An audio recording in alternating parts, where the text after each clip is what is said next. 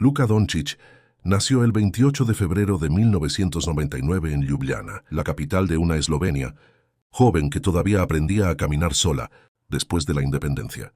Llegó al mundo en un país pequeño, rodeado de montañas, bosques y canchas al aire libre, donde el baloncesto era más que un deporte. Era una forma silenciosa de resistencia, de orgullo y de identidad. Desde sus primeros días, la vida de Luka estuvo marcada por una mezcla de ternura familiar y exigencia competitiva, por abrazos en casa y por el eco de balones golpeando el suelo. De madera en gimnasios, modestos pero llenos de sueños. Su padre, Sasha Doncic, era jugador profesional de baloncesto, alto, fuerte, con esa presencia que tienen los veteranos de 1000 batallas en la pintura. Fue la primera imagen que Luka tuvo de lo que significaba vivir para este juego. Su madre, Miriam Potterbean, venía del mundo del atletismo y el modelaje, pero sobre todo encarnaba la disciplina silenciosa y el cuidado inquebrantable. Entre ambos, construyeron un universo donde el niño creció rodeado de jerseys, zapatillas, viajes a canchas pequeñas y conversaciones sobre partidos. Antes de que pudiera entender las reglas, Luka ya sentía que el baloncesto era el idioma principal de su casa.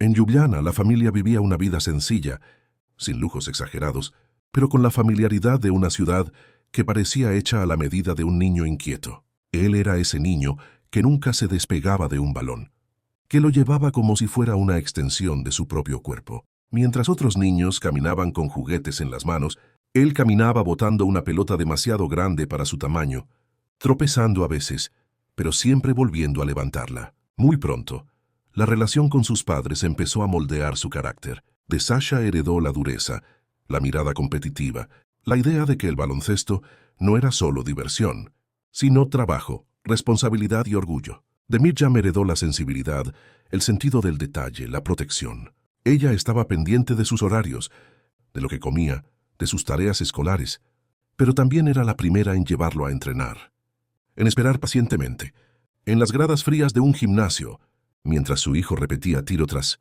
tiro sin que nadie se lo pidiera. Ese equilibrio entre exigencia y cariño lo acompañaría siempre. Sin embargo, la vida familiar no sería perfecta. Con el paso de los años, las tensiones entre sus padres comenzaron a hacerse más visibles. Discusiones, silencios largos, miradas que ya no se encontraban igual. Luka era todavía un niño, pero los niños entienden más de lo que dicen. Sentía que algo se resquebrajaba en ese hogar, donde el baloncesto lo había llenado todo de luz.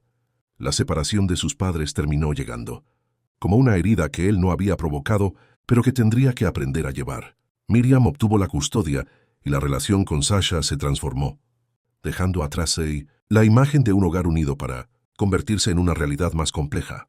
Lejos de derrumbarlo, esa ruptura empezó a forjar en Luka una resiliencia silenciosa.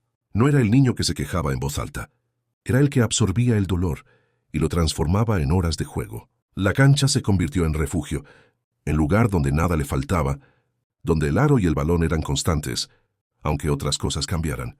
Cada vez que salía a jugar, podía escapar por un rato de las tensiones adultas y concentrarse en algo que sí entendía: hacer que la pelota entrara en el aro, encontrar el pase correcto, competir incluso con gente mucho mayor que él. Sus primeros contactos formales con el baloncesto se dieron pronto. En la escuela, cualquier recreo era una excusa para jugar. No importaba si el rival era un compañero de su edad o un niño 2 años mayor. Luka pedía la pelota.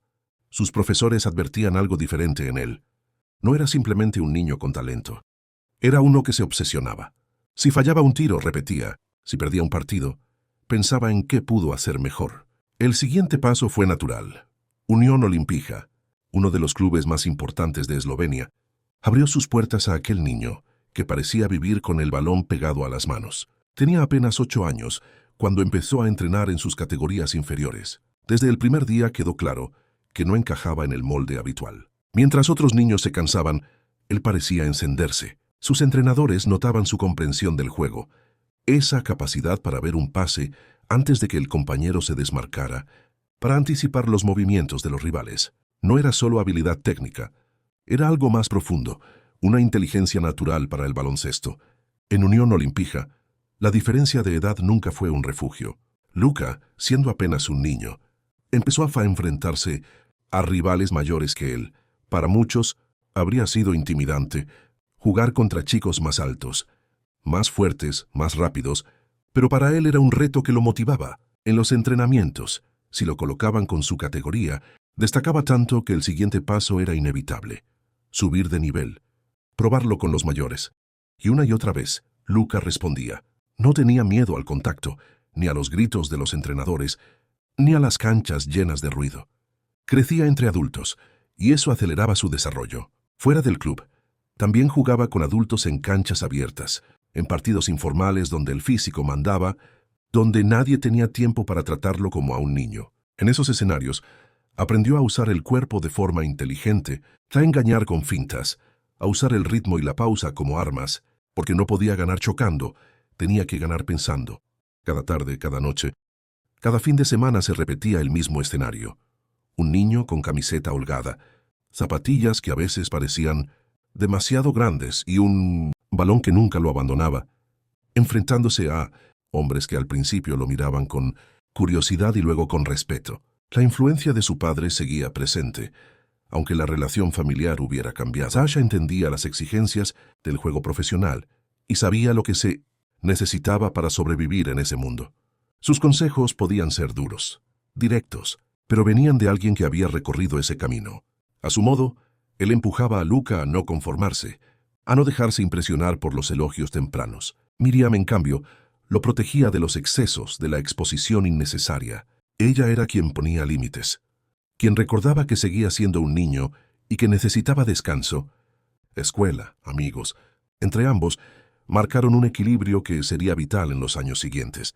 Con el paso del tiempo, los rumores sobre aquel chico prodigio empezaron a circular más allá de Eslovenia. Torneos juveniles, videos caseros, comentarios de ojeadores que hablaban de un niño esloveno con una visión de juego extraordinaria. En las gradas se decía que Luca veía el baloncesto en cámara lenta, que mientras todos se movían a una velocidad, él lo hacía a otra, capaz de encontrar líneas de pase que otros ni siquiera imaginaban. Su talento llamó la atención de clubes europeos mucho más grandes, y no pasó demasiado tiempo antes de que uno de los gigantes del continente se fijara en él, el Real Madrid, obsesionado con construir no solo un equipo dominante, sino también una cantera capaz de producir estrellas. Comenzó a seguir de cerca sus pasos.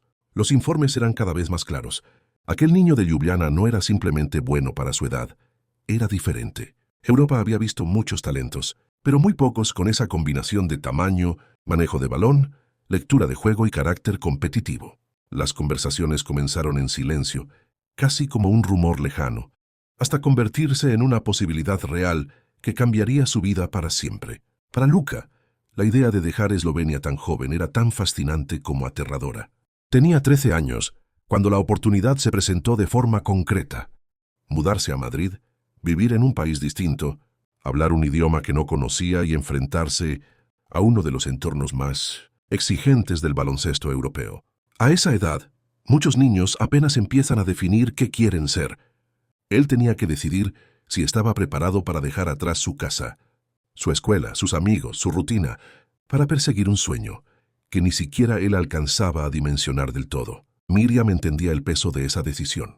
Para una madre, ver a su hijo marcharse tan pronto es una prueba devastadora. Sin embargo, también sabía que aquel sueño no era una fantasía pasajera. Luca vivía para el baloncesto, y el mundo se le estaba abriendo de una manera que muy pocos podían imaginar. Entre dudas, lágrimas y conversaciones largas, madre e hijo fueron construyendo la idea de que Madrid no era un abandono, sino un puente hacia algo más grande. Él se iría, pero no se iría solo. Se llevaría consigo la educación, los valores y el amor que ella le había dado. El día en que dejó Ljubljana rumbo a Madrid no fue uno cualquiera. En el aeropuerto, aquel niño alto, con una maleta demasiado grande y una mochila cargada de ilusiones, se despedía de su país como quien da un paso hacia lo desconocido. No había garantías de éxito, solo una mezcla de miedo y emoción. Pero en el fondo, Luca sentía algo que sería una constante en su vida. Cuando tenía un balón en las manos, todo lo demás parecía manejarse solo. En Madrid, el impacto fue inmediato. La ciudad era enorme comparada con Ljubljana, ruidosa, intensa, con un ritmo que parecía no detenerse nunca. El idioma era un muro al principio. No entendía lo que decían sus compañeros. No comprendía las bromas. Las instrucciones de los entrenadores sonaban como un torrente de palabras desconocidas. En los primeros meses, la soledad era una presencia constante. Vivía en un internado, rodeado de otros jóvenes que también perseguían el sueño del baloncesto o de otros deportes. Pero ninguno compartía su historia, su acento, su hogar perdido a miles de kilómetros. Los entrenamientos en la cantera del Real Madrid eran exigentes, casi despiadados. En un club así, el talento es solo el paso inicial. La disciplina, el trabajo diario, la capacidad de soportar la presión eran igual de importantes. Luka llegaba desde un contexto en el que ya era considerado un prodigio. Pero allí era uno más entre muchos jugadores prometedores. Aunque apenas podía comunicarse verbalmente, su lenguaje en la cancha era universal. Poco a poco, fue aprendiendo español. La cancha ayudaba a todo. Cuando dominaba un entrenamiento, cuando hacía un pase inesperado que dejaba a todos boquiabiertos, la admiración natural derribaba barreras. Los entrenadores empezaron a verlo con otros ojos, no solo como un chico extranjero con talento, sino como alguien capaz de liderar, de tomar decisiones importantes, incluso siendo mucho más joven que el resto. En la cantera su evolución fue meteórica. Donde otros necesitaban años para adaptarse al estilo del club, él parecía absorber conceptos como una esponja. Trabajaba en el bote, en el tiro, en el físico, pero sobre todo en la comprensión del juego. Mientras algunos soñaban con anotar 20 puntos, él soñaba con hacer mejores a todos los que estaban a su alrededor, con controlar el ritmo de un partido, como si tuviera un mando invisible en las manos. Los entrenadores que lo guiaron en esos años dejaron una huella profunda en su formación. Le insistían en los detalles, la posición de los pies en cada tiro, la lectura de una segunda ayuda defensiva. Luka escuchaba pero también interpretaba. No aceptaba las cosas solo porque se las dijeran, las probaba, las hacía suyas. En poco tiempo, empezó a jugar contra rivales varios años mayores, y aún así, se mantenía como el jugador más influyente en la cancha. Sus números eran impresionantes, y lo que realmente llamaba la atención era su presencia. El salto al primer equipo no fue un accidente, sino la consecuencia lógica de todo ese camino. El Real Madrid, que siempre ha sabido reconocer el talento precoz, empezó a integrarlo en entrenamientos con los profesionales cuando aún era un adolescente. Entrar a ese vestuario, compartir cancha con jugadores consagrados, sentir el peso de una camiseta histórica, habría intimidado a cualquiera, pero a Luka le despertó algo que llevaba tiempo construyéndose. La certeza de que pertenecía ahí. No se trataba de arrogancia, sino de una confianza profunda, nacida de miles de horas de trabajo. Su debut oficial con el primer equipo llegó cuando todavía era un niño a ojos del mundo, pero ya un veterano silencioso en experiencias. Cuando pisó la cancha con la camiseta blanca, el pabellón entero veía a un chico, pero él se sentía un competidor más. Tocó el balón, miró el aro, leyó la defensa, y tomó decisiones como si llevara años en ese escenario. Tal vez no anotó 30 puntos, ni firmó un partido legendario aquel día, pero algo quedó claro. No le temblaba la mano, no se encogía ante el reto. Lo difícil ya lo había hecho cuando dejó su hogar a los 13 años. A partir de ese momento, su explosión como joven prodigio fue cuestión de tiempo. Cada minuto que jugaba en la Liga, ACB y en la Euroliga, mostraba un poco más de lo que era capaz de hacer. Sus primeros partidos importantes revelaron una combinación poco común. La frialdad de un veterano y la creatividad de un niño. Se atrevía a tirar en momentos clave, a lanzar pases arriesgados, a atacar a defensores más fuertes, como si la presión no existiera. Muchos espectadores al verlo tenían la sensación de estar observando a alguien adelantado a su edad. Su forma de jugar era una mezcla de estilos. Tenía la pausa del baloncesto europeo, la lectura milimétrica de las ayudas, el uso del pick and roll como un maestro. Pero también había atrevimiento, step backs profundos, cambios de ritmo repentinos, una confianza que recordaba a las grandes estrellas que no se esconden en los momentos importantes. Al mismo tiempo, detrás de esa apariencia segura, vivía un joven que lidiaba con miedos muy humanos, el temor a no estar a la altura, a fallar en el escenario más grande, a decepcionar a quienes habían creído en él. Europa comenzó a mirarlo de forma distinta. Ya no era solo el niño esloveno del Real Madrid, era el chico que ganaba premios, que aparecía en los resúmenes de las mejores jugadas de la jornada, que rivalizaba en impacto con jugadores mucho más experimentados. Mientras tanto, en Eslovenia su nombre se repetía con orgullo. Allí lo veían como el hijo de un país, pequeño que empezaba a hacerse gigante, a través de él. primero como una esperanza futura, luego como una necesidad presente. Sus primeras concentraciones con la selección fueron una mezcla de aprendizaje y pertenencia. Estaba rodeado de jugadores a los que había visto por televisión, hombres que eran referentes para todo el país. Entre ellos uno destacaba de manera especial, Goran Dragic, base carismático, líder natural, símbolo del baloncesto esloveno. Se convirtió en una figura clave para Luka, no solo como compañero, sino como guía. Dragic veía en aquel chico algo que iba más allá del talento. Veía una posibilidad real de que Eslovenia, ese país diminuto, pudiera competir de tú a tú con las grandes potencias. Luka, por su parte, sentía un profundo respeto y admiración por él. Compartir entrenamientos, vestuario y cancha con Goran era como ver su propio futuro reflejado en alguien que ya había recorrido ese camino. La selección se convirtió en otro hogar, uno diferente al del Real Madrid, pero igual de importante. Allí Luka no era el extranjero talentoso.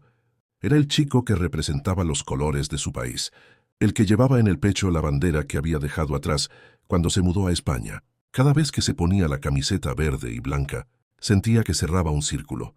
El niño que había jugado en canchas abiertas de Ljubljana ahora estaba en la élite, pero seguía siendo en esencia el mismo. El camino hacia el Eurobasket 2017 se fue construyendo con paciencia.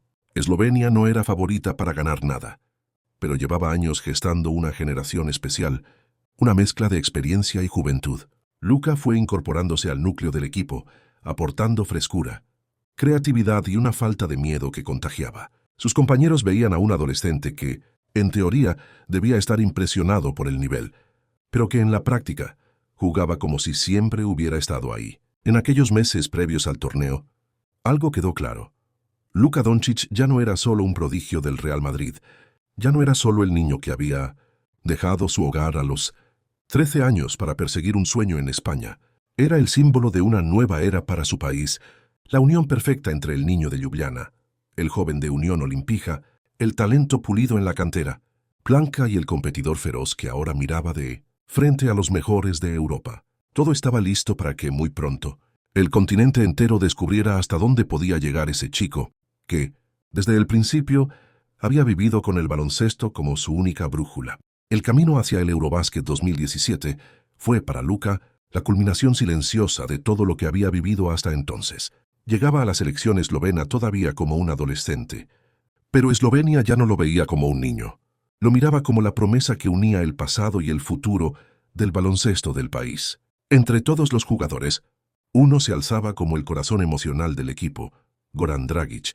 Para Luka, compartir ese espacio con él era casi surrealista. Había crecido viéndolo como un ídolo lejano, y ahora estaba sentado a su lado, vistiéndose con los mismos colores, persiguiendo el mismo sueño. Era como si Dragic supiera que estaba viendo nacer a su heredero, y Luka entendiera que tenía la responsabilidad de estar a la altura de esa confianza.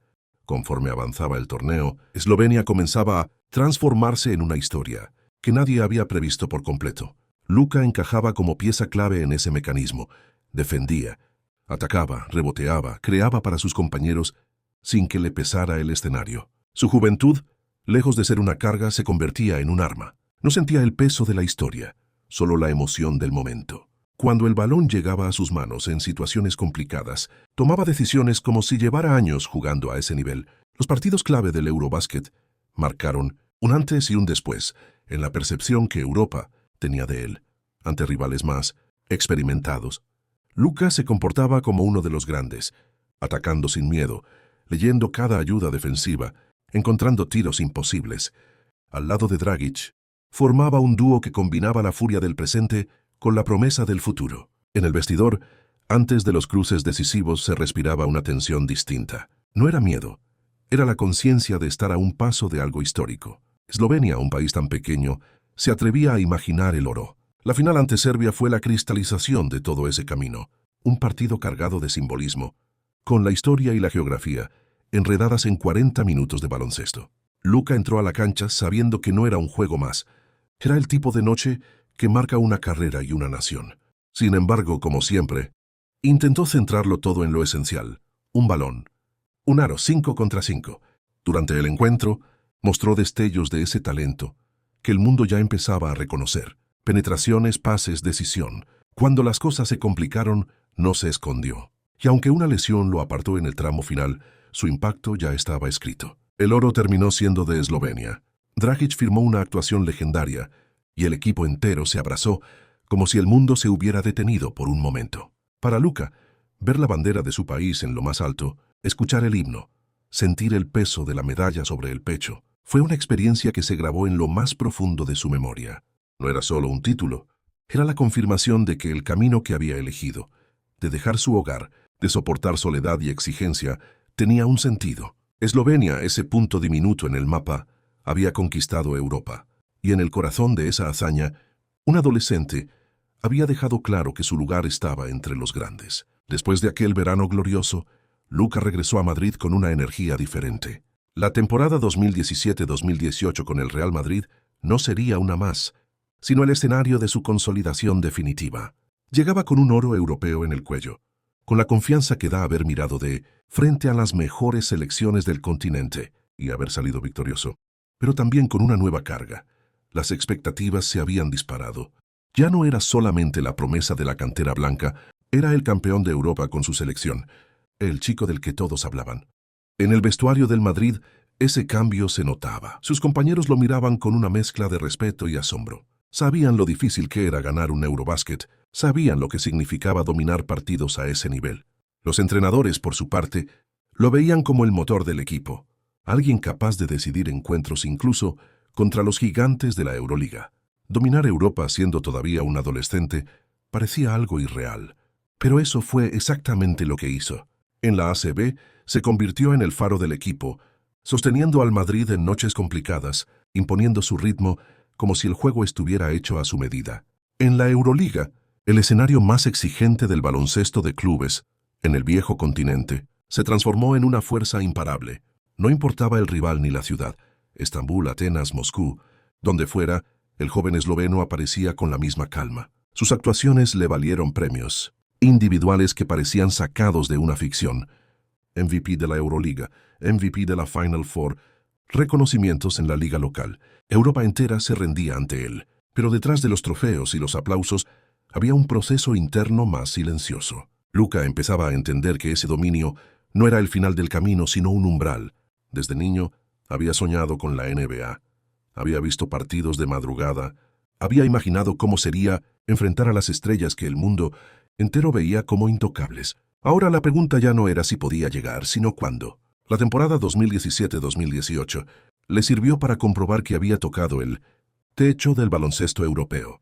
Seguir en Madrid era seguir ganando, pero en su mente comenzaba a crecer una inquietud distinta. El deseo de medirse en la liga que había soñado desde el principio. Decidir declararse elegible para el draft de la NBA 2018 no fue una decisión ligera. Entre viajes, partidos y entrenamientos había momentos de introspección silenciosa. Se preguntaba si estaba listo, si había algo más que pudiera aprender antes de dar el salto. Pensaba en su madre, en lo que significaría alejarse aún más, cruzar un océano, para perseguir un sueño que nadie podía garantizarle. Recordaba también al niño que fue, el que dejó Ljubljana a los 13 años, y comprendía que su vida siempre había estado marcada por decisiones difíciles, tomadas antes de tiempo. Finalmente, la decisión se hizo inevitable. Declararse al draft significaba aceptar todo, la expectativa, la crítica, la comparación constante. Significaba también abrazar sus sueños sin medias tintas. Lo hizo sabiendo que habría dudas. Algunos analistas cuestionaban su atletismo, su velocidad, si su estilo de juego podría adaptarse a la NBA. Otros se preguntaban si un chico que dominaba Europa con tanta calma podría soportar el ritmo frenético y el tamaño del escenario en Estados Unidos. Luka escuchaba, pero no se dejaba definir por esas voces. Había aprendido desde joven a confiar en el trabajo, en su lectura del juego, en esa sensación interna de pertenecer donde estuviera un balón. La noche del draft de 2018 fue un momento suspendido en el tiempo. En el recinto, las luces, las cámaras y la expectativa creaban una atmósfera casi irreal. Luka, vestido con traje, parecía por momentos el mismo chico que había salido de Eslovenia rumbo a Madrid, solo que ahora el mundo entero lo observaba. Cuando llegó el momento, los Hawks de Atlanta lo eligieron con la tercera selección. Su nombre resonó en el recinto, y por unos segundos todo pareció encajar de forma lineal. Europa, el Eurobásquet, el Real Madrid, el draft. Pero el baloncesto, como la vida, rara vez sigue un guión simple. Poco después, se concretó el traspaso que lo enviaría a los Dallas Mavericks, un acuerdo que, con el tiempo, sería visto como uno de los movimientos más trascendentes de esa generación. Dallas no solo adquiría a un jugador, apostaba su futuro sobre los hombros de un joven esloveno. Para Luka, aquella mezcla de ser elegido por un equipo y traspasado de inmediato fue extraña, pero también reveladora. Entendió que la NBA era un negocio, un tablero donde los nombres se movían como piezas, pero lo que realmente le importaba era otra cosa. Estaba dentro. Llegaba a la liga que siempre había soñado. Dallas, una ciudad que respiraba el eco de Dirk Nowitzki, se convirtió en su nuevo hogar. El legado del alemán, otra estrella europea que había conquistado Texas, planeaba sobre su llegada. Los Mavericks veían en Luka una continuación espiritual de esa historia. Otro extranjero, otro talento diferente, otro jugador capaz de cambiar el destino de la franquicia. Sus primeros días en la NBA estuvieron llenos de ajustes. Canchas más rápidas, jugadores más fuertes, defensas más largas. El juego era más vertical, más físico, más implacable. Pero en medio del vértigo, había algo que no cambiaba. La pelota, el aro, la necesidad de tomar decisiones inteligentes. Sus primeros años en Dallas fueron un impacto inmediato. Desde su temporada de novato, Luka dejó claro que no había venido a probar suerte, sino a imponer su estilo. Firmaba triples dobles, cerraba partidos con step-backs desde la línea de 3, encontraba pases imposibles entre defensores más grandes. Cada noche, el American Airlines Center se acostumbraba a ver algo especial. El premio de Rookie del año fue la confirmación oficial de todo lo que se veía en la cancha. Con el paso de las temporadas, la construcción de su figura como estrella se volvió inevitable. Dallas empezó a girar en torno a él, a diseñar el equipo pensando en sus virtudes.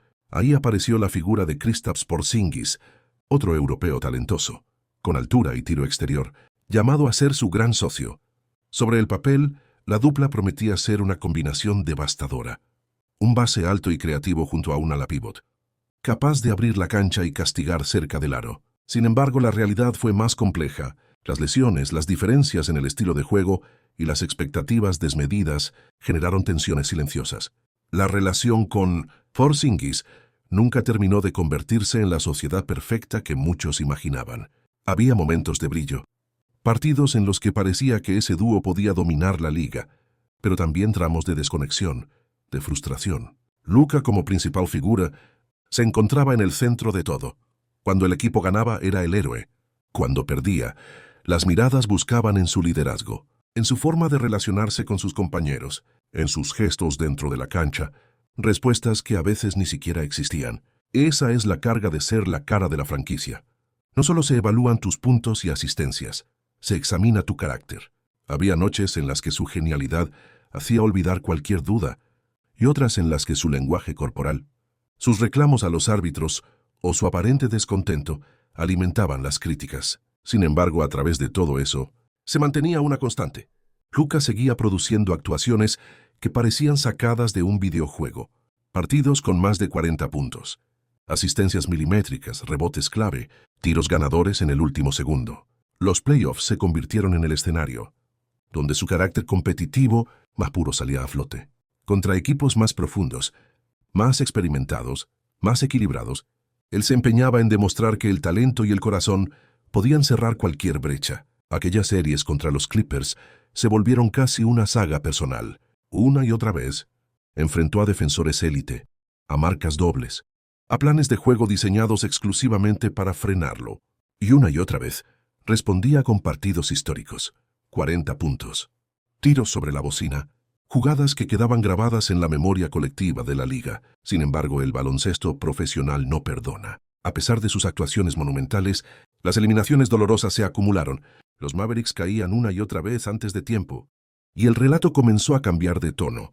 Las alabanzas a su talento convivían con cuestionamientos sobre su capacidad para llevar al equipo más lejos. Se hablaba de su físico, de si estaba lo suficientemente preparado, de si debía cuidar más su condición. Se criticaba su defensa, su tendencia a reclamar demasiado a los árbitros, su carga emocional en ciertos momentos. Ser una estrella significaba vivir bajo una lupa permanente. Luka sentía todo eso.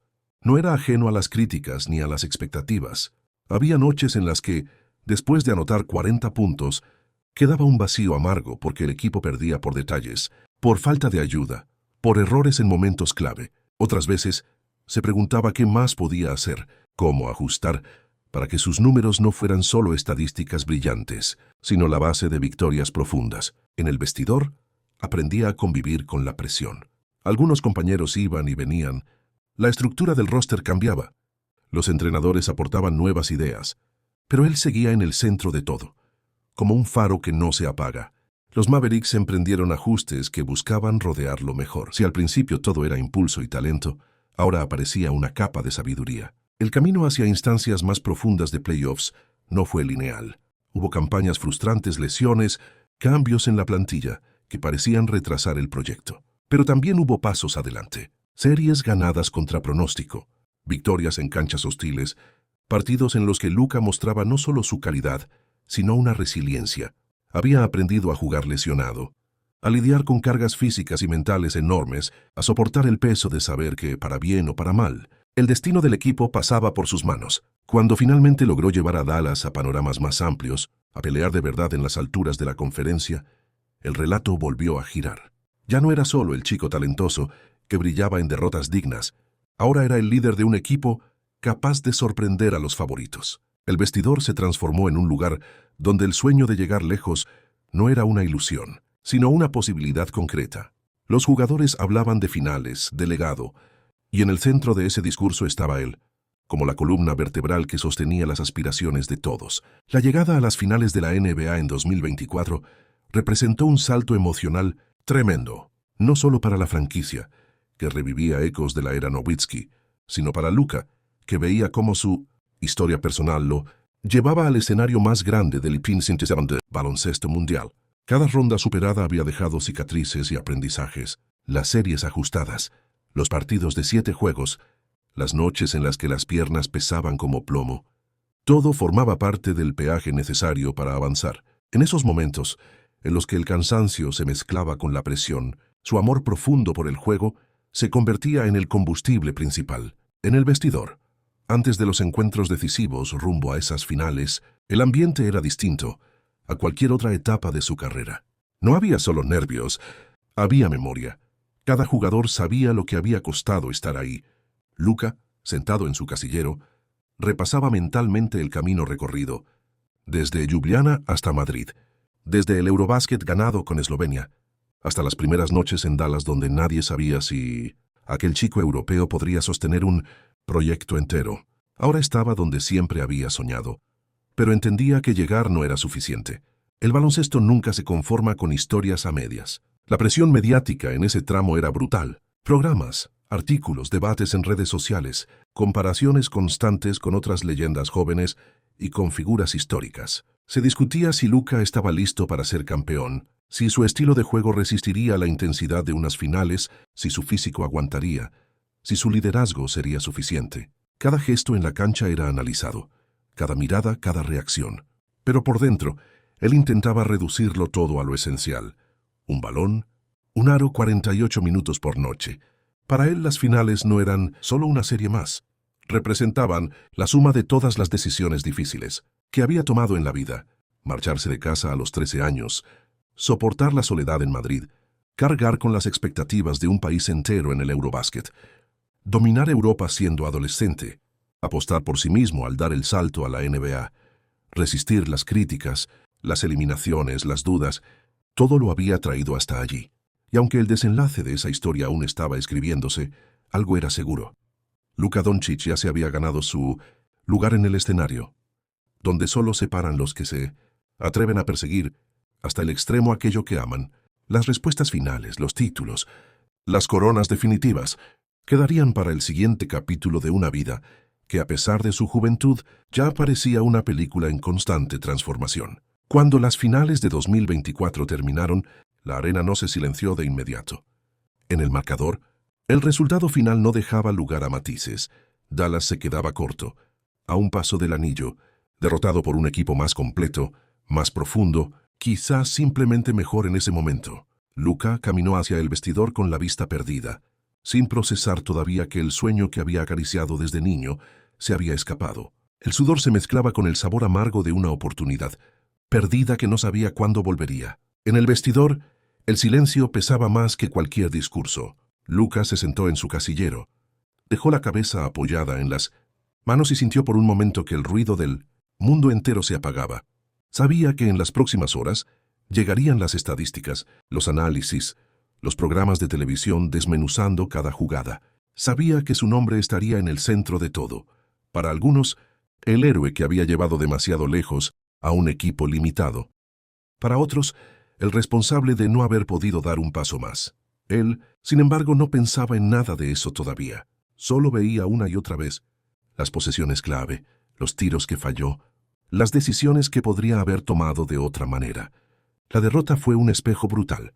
Luca, acostumbrado a cargar con su equipo, sintió por primera vez el peso real de una final perdida. Había imaginado tantas veces el confeti cayendo del techo, el trofeo en sus manos, la promesa cumplida a aquel niño que había dejado Ljubljana a los 13 años. En lugar de eso, se encontró con el frío del túnel rumbo al vestidor, con los abrazos de consuelo de sus compañeros, con las miradas vacías de quienes habían dejado todo en la cancha y aún así no habían alcanzado la meta. Los días siguientes estuvieron llenos de análisis externos, pero la autocrítica más dura vino de adentro. Luca se reprochó no solo los tiros errados, sino las noches en las que tal vez no entrenó como debía, las veces en que permitió que las frustraciones con los árbitros lo sacaran de foco, los momentos en que su lenguaje corporal transmitió cansancio en vez de convicción.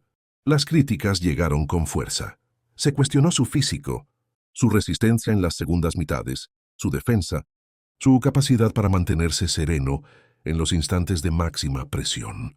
Algunos señalaron su dependencia del balón, otros hablaron de su relación con los entrenadores, otros más se atrevieron a sugerir que quizá sus números ocultaban detalles que impedían a su equipo ser campeón. Luca escuchaba sin responder. Había aprendido desde muy joven que contestar a todo era una batalla perdida, pero también había entendido que ignorar por completo las voces externas era peligroso. En algún lugar entre el ruido y el silencio, tenía que encontrar la verdad. La figura de Jason Kidd ocupaba un lugar central en esa búsqueda. Su relación con el entrenador había pasado por muchas fases. Al principio, Kidd fue casi una figura de referencia, alguien que había vivido el rol de base generador, que había ganado un título en Dallas, que entendía lo que significaba ser el cerebro de un equipo. Sus consejos, sus correcciones, sus exigencias formaron parte de la evolución de Luca. Con el tiempo, sin embargo, la relación empezó a tensarse. Las derrotas, las decisiones tácticas polémicas, el reparto de responsabilidades tácticas generaban fricciones que, aunque no siempre se hacían públicas, se dejaban sentir en la dinámica interna. Tras las finales perdidas, esas pequeñas grietas se hicieron más visibles. En el interior de la franquicia, se discutía si el proyecto, tal como estaba construido, tenía margen real para mejorar. Luca, con su personalidad intensa y su hambre de ganar, pedía más ambición en las contrataciones, más exigencia, más claridad. Kidd, por su parte, defendía su idea de juego, su manera de gestionar los minutos, su visión de liderazgo. Entre ambos había respeto, pero también desgaste. Mientras tanto, el cuerpo de Luca también enviaba mensajes. Temporadas largas, carga extrema de minutos, veranos dedicados a la selección, lesiones pequeñas acumuladas que juntas recordaban que la juventud no es un escudo eterno. Las críticas sobre su físico, que durante años habían parecido ruido externo, empezaron a resonar de forma distinta. Él mismo notó que en algunos partidos sus piernas no respondían como antes, que era más difícil mantener el mismo nivel de intensidad durante 48 minutos. Fue en ese contexto, tras la resaca de las finales y un par de temporadas marcadas por altibajos, que surgió la posibilidad que nadie en Dallas quería admitir, pero que poco a poco se convirtió en una conversación real, la salida de Luca, lo que en otros tiempos habría parecido impensable. Empezó a discutirse en voz baja en oficinas, despachos y mesas de análisis. Los Mavericks, conscientes de que el tiempo con su superestrella no podía desaprovecharse, evaluaban opciones. Luca, por su parte, sentía que el vínculo emocional con la ciudad seguía intacto, pero también percibía que el proyecto deportivo se había vuelto una lucha cuesta arriba. Cuando aparecieron los Lakers en el horizonte, Todo cambió de escala. Los rumores comenzaron como susurros, reuniones discretas, llamadas, propuestas. Los Ángeles representaba algo diferente. No solo otra ciudad, sino otro universo. Era la franquicia de sus ídolos, la casa de nombres que habían marcado su infancia. Kobe, Magic, las sombras gigantes de las leyendas proyectadas sobre las paredes del Staples Center primero, del Crypto.com Arena después, cuando se hizo oficial que Luka Doncic dejaba Dallas para convertirse en jugador de Los Angeles Lakers. El baloncesto entero se sacudió. En Dallas, la reacción de la afición fue una mezcla de tristeza, rabia, agradecimiento y desilusión. Algunos lo despidieron como al héroe que había dado todo. Otros sintieron que los había abandonado a mitad del camino. Murales con su rostro fueron repintados, pero otros se mantuvieron como recordatorio de una era que, aunque no terminó en anillo, había devuelto relevancia a la franquicia. Dejar Dallas no fue sencillo. Allí se había convertido en adulto. Había construido amistades, rutinas, lugares que se sentían como casa, pero el baloncesto para él siempre había sido también un viaje. De Ljubljana a Madrid, de Madrid a Texas y ahora de Texas a California. En su interior, sabía que aceptar el reto de los Lakers implicaba renunciar a la comodidad, exponerse a un escrutinio todavía mayor y aceptar que cada error sería amplificado, cada derrota sería un drama nacional. Pero también sentía que si no se atrevía, algo en él se quedaría incompleto. Su llegada al vestidor angelino fue un choque de realidad y de mito. Las paredes llenas de fotos, los nombres retirados, los trofeos exhibidos en vitrinas que parecían altares. En ese escenario, su presencia no era un privilegio automático, era un examen permanente. Allí estaba LeBron James, el jugador que había dominado la NBA durante décadas, un símbolo viviente de lo que significaba sostener la grandeza con el paso del tiempo. Compartir vestuario con él era un honor, pero también una prueba. Luka tuvo que aprender a convivir con alguien que no solo era su compañero, sino también uno de los referentes máximos de la historia del juego. La convivencia con LeBron fue al mismo tiempo un aprendizaje y un ajuste de ego. Luka llegaba acostumbrado a ser el centro absoluto de todo. En Dallas, el balón y las decisiones pasaban por sus manos casi en cada posesión. En Los Ángeles, el juego se repartía de otra manera. Había otros focos, otras jerarquías, un sistema con historia. LeBron, ya en la etapa final de su carrera, no buscaba demostrar nada a nadie, pero sí estaba dispuesto a enseñar cómo se lidera un vestuario bajo las luces más brillantes del mundo. Luka observaba sus rutinas, su disciplina, la forma en que gestionaba la presión, cómo elegía las palabras en momentos delicados. Descubrió que el liderazgo no era solo alfombrar la cancha de jugadas extraordinarias, sino saber sostener emocionalmente a un grupo. En ese contexto, jugadores como Austin Reeves se convirtieron en piezas importantes en su adaptación. Reeves, con su estilo combativo, su capacidad para encajar sin reclamar protagonismo, fue un puente entre roles. En los entrenamientos y en los partidos, la química con Luka empezó a florecer. El esloveno encontraba en él un compañero dispuesto a cortar, a recibir pases en el momento justo, a cargar con tareas invisibles que hacían más fácil la vida del creador principal. Esa conexión le recordaba que el baloncesto es, ante todo, un juego de complicidades silenciosas. Sin embargo, la lucha por el protagonismo en Los Ángeles no se medía solo dentro del vestidor. La ciudad respiraba expectativas. Cada noche, las cámaras buscaban ángulos. Las narrativas se fabricaban y deshacían con velocidad vertiginosa. Luka no solo tenía que rendir, tenía que convencer. Tenía que demostrar que podía ser el rostro de la franquicia más mediática del deporte, que podía asumir el peso que antes habían llevado Magic, Kobe y LeBron. Aprendió a escoger mejor sus batallas con los árbitros, a contener ciertos gestos, a hablar en privado donde antes explotaba en público. Las críticas sobre su defensa y su lenguaje corporal seguían existiendo, pero él empezó a transformarlas en combustible. Trabajó de manera obsesiva en su físico. Contrató chefs, nutricionistas, especialistas en sueño, entrenadores personales.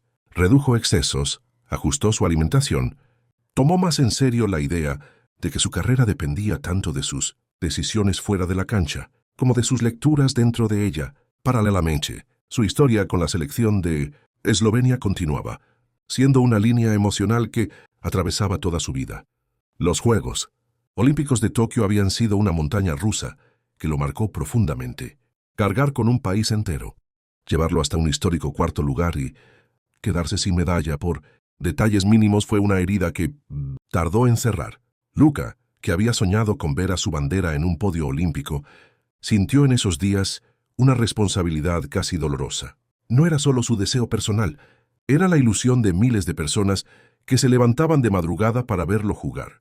Después de Tokio, vinieron otros intentos por clasificar a grandes torneos, por repetir hazañas, por demostrar que lo del Eurobásquet no había sido un relámpago aislado. Pero la realidad del baloncesto internacional es dura. Lesiones, calendarios desgastantes, rivales cada vez más preparados. Cada vez que Eslovenia se quedaba corta, Luka sentía que le fallaba a algo más grande que él. Sin embargo, nunca consideró no presentarse. Para él, la camiseta verde y blanca era más que un uniforme. Era un recordatorio de sus orígenes, de las canchas abiertas de Ljubljana, de los días en Unión Olimpija, de las lágrimas de alegría en aquel oro europeo. Cada vez que escuchaba el himno, cerraba los ojos por un segundo y sentía que el niño que había sido seguía ahí, asombrado de hasta dónde había llegado. Fuera de la cancha, su vida también había cambiado. La relación con Ana María Goltes, que lo acompañaba desde antes de que el mundo entero supiera pronunciar su apellido, se convirtió en uno de los pilares de su existencia. Ella había vivido con él los cambios de ciudad, las temporadas interminables, las críticas, los viajes, las celebraciones y los silencios. Cuando llegaron los hijos, todo adquirió otra dimensión. Ver a su hijo o hija correr por la casa con una pelota, escuchar sus risas al verlo en televisión, sentir sus abrazos después de una derrota, hizo que el baloncesto ocupara un lugar distinto en su escala interna. La paternidad lo obligó a mirar el éxito y el fracaso desde una perspectiva más amplia. Las críticas a su físico, que durante años lo siguieron como una sombra, también adquirieron otro matiz con el paso del tiempo. No eran solo comentarios de aficionados o analistas, eran recordatorios constantes de que el cuerpo es un recurso finito. Luka empezó a sentir pequeños dolores que antes ignoraba, recuperaciones que tardaban un poco más, golpes que dejaban marca más tiempo. La exigencia de ser una estrella absoluta en la NBA y al mismo tiempo cargar con la selección de su país lo obligó a hacer algo que, por carácter, siempre le había costado decir no. Aprendió a dosificar, a entender que, si quería estar en la cancha más años, tenía que cuidarse de una forma más rigurosa. Esa madurez, nacida tanto del dolor como de la experiencia, fue moldeando la versión más responsable de sí mismo. Con los años, el impacto de Luka en el juego se volvió innegable. Chicos en Eslovenia, España, México, Estados Unidos y en tantos otros lugares imitaban sus step-backs, sus cambios de ritmo, su forma de usar el cuerpo para crear ventajas sin necesidad de una explosividad descomunal. Se hablaba de bases a lo Doncic, de jugadores grandes con una lectura casi quirúrgica del juego, que preferían controlar el ritmo y hacer mejores a los demás, antes que perseguir highlights vacíos. Europa encontraba en él la prueba de que la línea que separa ambos lados del océano se había difuminado. Ya no se trataba de jugadores europeos, llegando a la NBA, sino de figuras globales que llevaban consigo escuelas, estilos y maneras de entender el baloncesto. En Eslovenia su nombre se convirtió en parte del paisaje, canchas con su mural, torneos juveniles con su apellido, niños y niñas que crecían sin complejos, sabiendo que alguien de un país tan pequeño había llegado a lo más alto. Luka representaba la idea de que el origen no determina el techo, de que el talento sumado a la obsesión y a la valentía puede romper las estructuras más rígidas. Para la NBA, era uno de los símbolos más claros de la globalización del juego, un heredero de esa línea que había pasado por figuras como Nowitzki, Parker, Ginobili, pero con una personalidad propia, marcada por una mezcla de ingenio, dureza eslava y sensibilidad moderna. Cuando el narrador imaginario de su vida se detiene a observar todo el recorrido, no ve una línea recta de éxitos. Ve una serie de ascensos y caídas, de finales perdidas y victorias improbables, de críticas feroces y elogios desbordados.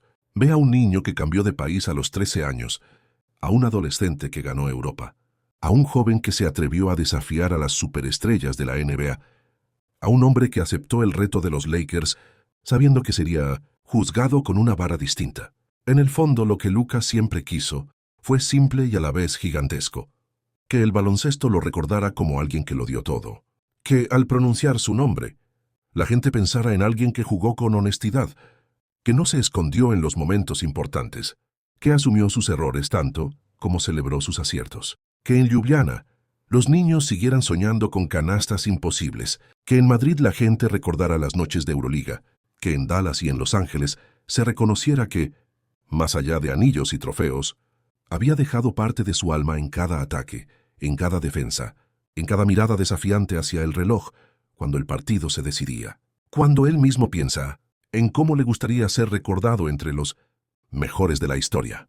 No se centra en la cifra de puntos, ni en los triples dobles, ni siquiera en los títulos.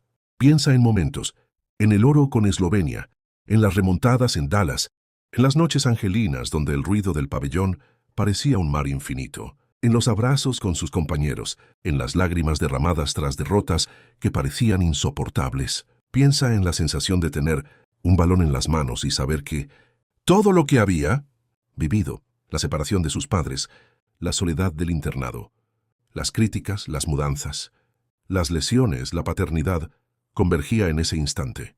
Luka Doncic, al final, es la suma de todas esas capas: el niño, el prodigio, el campeón europeo, el finalista derrotado, el traspasado, el Laker, el esloveno, el padre, el criticado, el admirado, un hombre que, a través de la luz y de la sombra, nunca dejó de amar el juego que le dio sentido a su vida. Y tal vez, cuando los años pasen y su nombre se pronuncie junto al de otras leyendas, lo más importante no será si está tercero, quinto o décimo en alguna lista, sino el recuerdo de una verdad sencilla. Cada vez que pisó una cancha, jugó como si estuviera defendiendo algo que no se puede medir. El derecho de un niño de Ljubljana a soñar sin límites. Si esta historia te hizo sentir algo, si en algún momento te viste reflejado en la niñez, las derrotas o los sueños de Luka Doncic, te invito a seguir el canal. Suscríbete, activa la campana y déjame en los comentarios qué parte de su camino te marcó más y qué jugador te gustaría que contáramos después. Aquí vamos a seguir contando historias profundas, humanas y verdaderas de los grandes del baloncesto, para que cada video te recuerde por qué te enamoraste de este juego.